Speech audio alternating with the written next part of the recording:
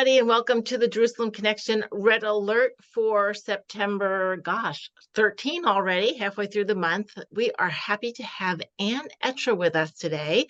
Ann is with an organization called Untold News, and I want to make sure that you all are told about it.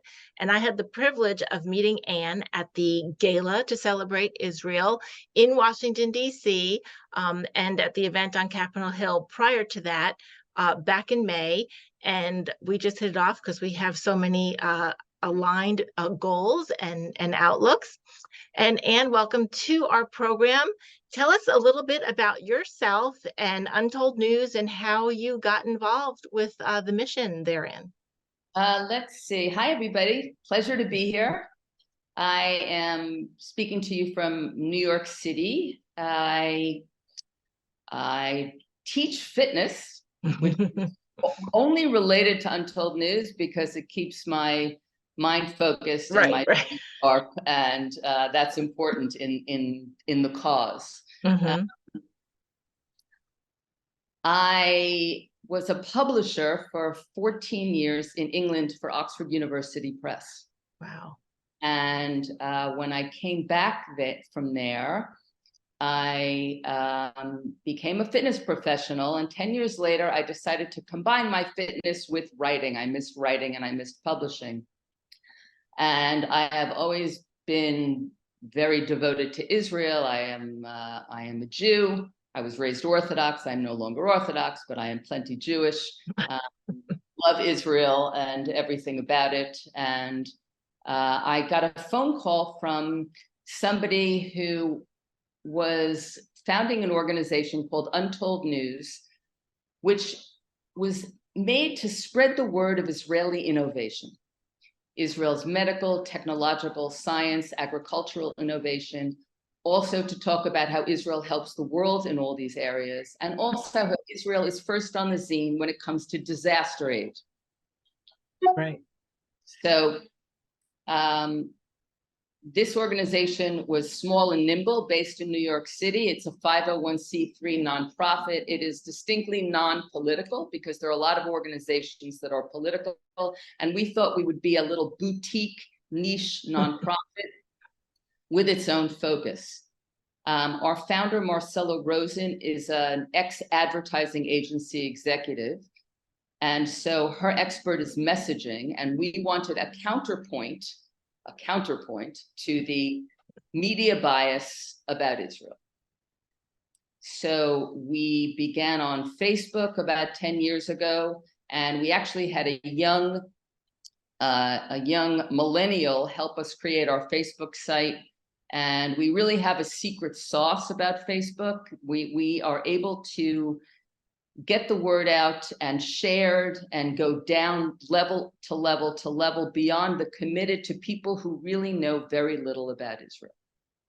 And that's really the focus, because people don't know anything about Israel except, as you have said, Amy, that it is a war zone and everybody's white and we fight Palestinians all day and that's all they do.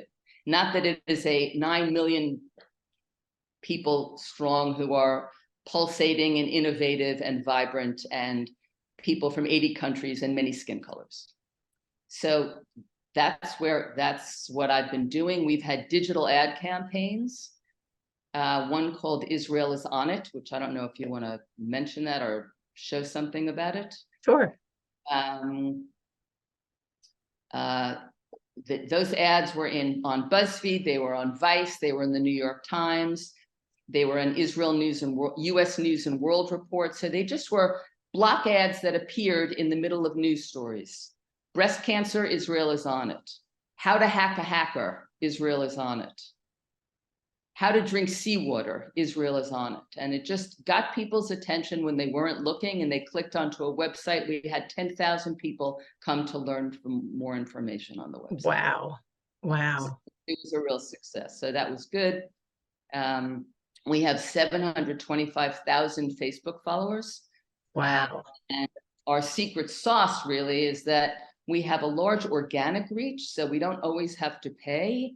We have people who really, a core of committed people who share. We have a very large Christian Zionist group in our Facebook followers, which I cultivated because I went to the Christians United for Israel conference in 2013 and discovered a whole universe I knew nothing about.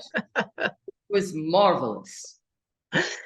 And interestingly, I just went to it again 10 years later, so I am doubly pumped. And after meeting you and seeing the work you do, I am triply pumped. So, and moving forward, we've published 2 books, one called Tiny Dynamo, and it's 21 case studies of Israeli innovation. And we're thinking about a second iteration of that book. We published it in Spanish, and we launched it to the Hispanic community in Miami and San Francisco. We gave away 300 copies to the largest evangelical Hispanic conference, and they talked about the book there. That was big. So we're creative and try to come up with new ways to get the word out when people aren't paying attention. And that's so important, because with everybody not paying attention, and sort of the mainstream and organized media, as well as public school systems and university systems, constantly questioning Israel's right to exist or be there, or to defame it with accusations of apartheid or genocide, etc. Sometimes all people hear, whether it's kids or college or just adults in the community, is they get this association of Israel and not good or no good thing. And Untold News, which is why we want to champion your site and your work, and I encourage our followers to follow the Facebook page and repost everything and be that viral agent of getting it out, because there needs to be that counterbalance to that felonious narrative. I mean, it's not even like, oh, it's your take on things. No, I mean, there's facts and there's this fiction. And I appreciate that Untold News is not at all political. It's not about that kind of stuff. It's about just truth and getting it out there. And it's about the good news about Israel and its work and its contributions to the world, and making sure as many people know about as possible. And from there, they can use that information to go vote for whatever they need to vote for, whoever they need to vote for, as far as folks who make our policies and foreign policies, domestic policies, etc. And it's interesting you brought up the Tiny Dynamo book. I am constantly encouraging our viewers to think about ways to incorporate into their middle school, high school, or college family members' repertoire, whether it's their reading repertoire or entertainment repertoire, things that can help them further this idea of finding out the truth about Israel. And I would love it if you can keep us posted on the next iteration of that book, Tiny Dynamo, because that book, everybody, is valuable, and you can get it as a free download. It's as of 2019, so there's just so much more that's probably being added to it as far as those case studies about innovation. But you're going to be surprised how much of your everyday life is made better because of the innovations that have come out of Israel. Everything from the health and wellness of yourself or your family members, to things that you eat and the car that you drive, and the conveniences. And tell us your perspective, or if you can maybe connect some of the campaigns, and I'll put up a screenshot of your website. That, I mean, obviously, Untold News being apolitical, it still has a message of truth, and it is to be the counter narrative to all this anti-Zionism, which I think, and you can comment on this, I think is a form of anti-Semitism, and how it's important for Jews and Christians to unite, because you know, the Jewish population is a minority in the world, let alone in the United States or North America, and we want to help amplify that voice. So give us your thoughts on how Untold News can be a tool for us to combat anti-Zionism. Because anti-Zionism is just Jew hatred. Mm-hmm. Plain and simple. The fact that people create a discussion point of Israel's right to exist. Okay. Does anybody say, does Mexico have a right to exist? Does Venezuela have a right to exist? Does North Korea have a right to exist? Does Russia have a right to exist? No, it's not a conversation. The only place they ask that about is Israel. And you can't even entertain that as an idea. So to put forward a counterpoint, a counterpunch of look at all, how is it that this tiny country, which is the size of New Jersey, makes your life so much better? What is it about the people there? What is it? It's something, it's some, I mean, I would say it's some beautiful, inexplicable, God-given thing that makes these people surrounded by enemies not care, be so creative, find solutions. So by putting it out there and educating people about it, young people especially, you are battling the narrative, the only narrative they hear about Israel, which is Palestine, that there's war and they're all white and they're all killing each other. And when you make them see, when you, as you say, when you think about when you're driving in your car and you're using Google Maps or Waze, that's Israel. When you're getting a cryoablation method into your benign breast tumor, which is going to rid you of cancer, that's Israel. And when you get a head of oncology at Mount Sinai Hospital talking about that innovation to people who had no idea that it comes from Israel, that creates a counterbalance in this story, and it's vital.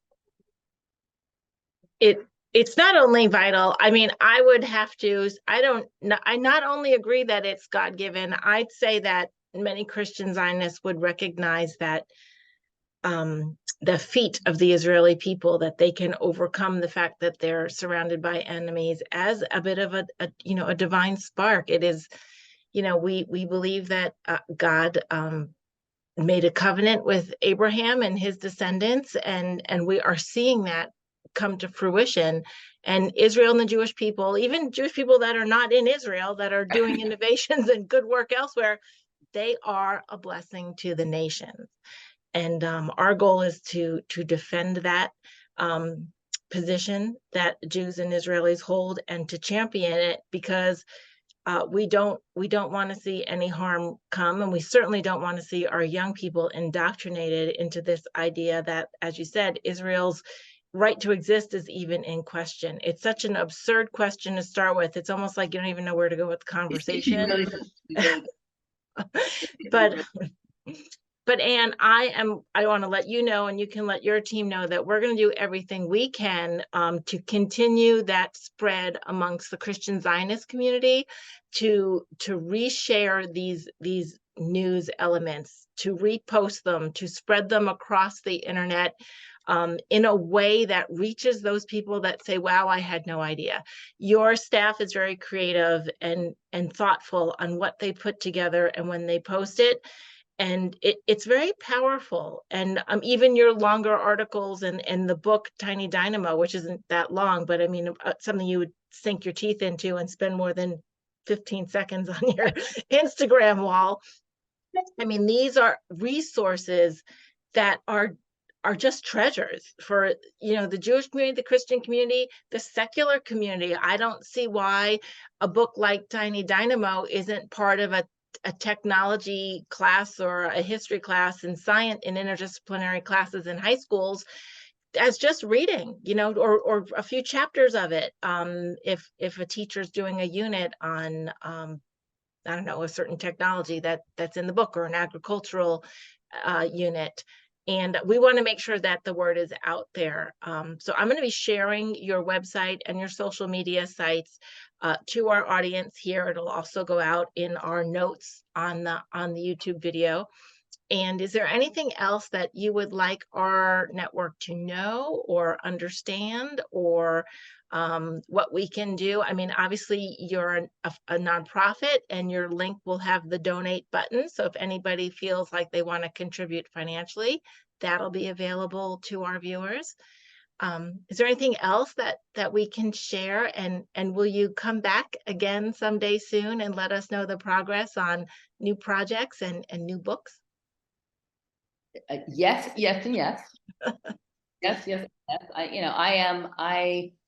After I met you at the ICEJ Gala, and I went to the Christians United for Israel conference and made some new friends there. For example, I'm just writing a blog post on bomb shelters in Israel, whose biggest donors are Christian Zionists. Mhm. God bless them.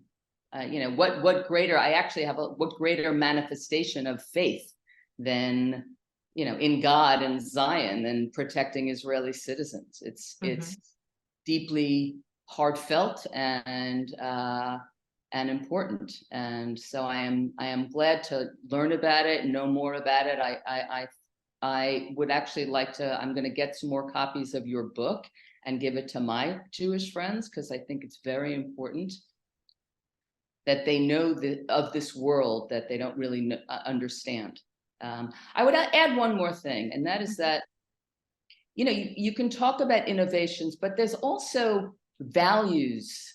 For example, I don't know if you read that they just found 4 swords from the Roman Mhm. era Mhm. in the Mhm. Judean hills. Okay, probably from the Bar Kokhba revolution. But I don't only post it because to say, hey, look what they found. The point is, it's the values of Israel. There is an Israeli antiquity Mhm. association who treasures this, who categorizes its values. Iran blows up these sites. Israel researches it and houses them and treasures them, and that's a value. It And is a value. it's important to talk about that. So it's rich and deep, and so we keep putting it out there and spreading the word and relentlessly as Yeah, and I think their point is well taken. We not only share the values, Christians and Jews share these kinds of values of preserving life, preserving and celebrating history while looking to the future and how to make it better. And that reminds me more of, I mean, it harkens back to that idea of it's that divine spark.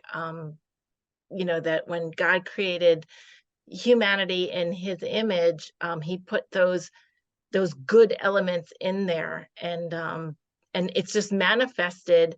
Not all Israelis are perfect, not all Jews or Christians. I mean, there's a whole bunch of us that screw up all the time. that's Nobody's right. perfect, but on the collective, I mean, the values they're there, and they're identifiable, and we should be aspiring to them, even if we fall to the wayside once in a while. Let's get back on track to those values. And I think Israel is a wonderful, it's the city on the hill that we can all look towards to say, what's the standard?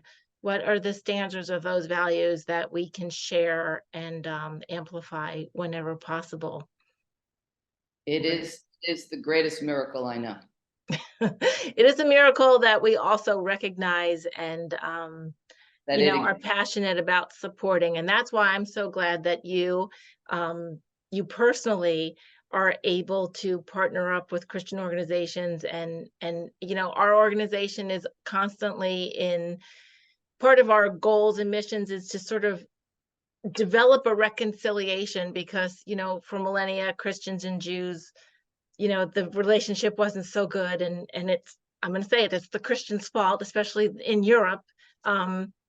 But we're in a point where we want to try to heal that, and part of that healing is not just staying in our tunnel, oh yeah, we love Israel, but supporting our Jewish friends and organizations that are either in Israel or not, but working towards those ends. So, well, and that is beautiful, and I can tell you from this Jew is now trying to do it from the Jewish side. I've had discussions recently with my family and friends and colleagues. And yes, there is this, there are millennia of there's an element of fear, and that is justifiable, visceral and understandable, but it is important for people to understand where Christian Zionists get their faith from, why they believe it, and the complete sincerity and passion for it. And it's very real. And so we too have to learn a thing or two and open our hearts a little bit and open our minds and understand it. And honestly, I believe there is such strength to be had together.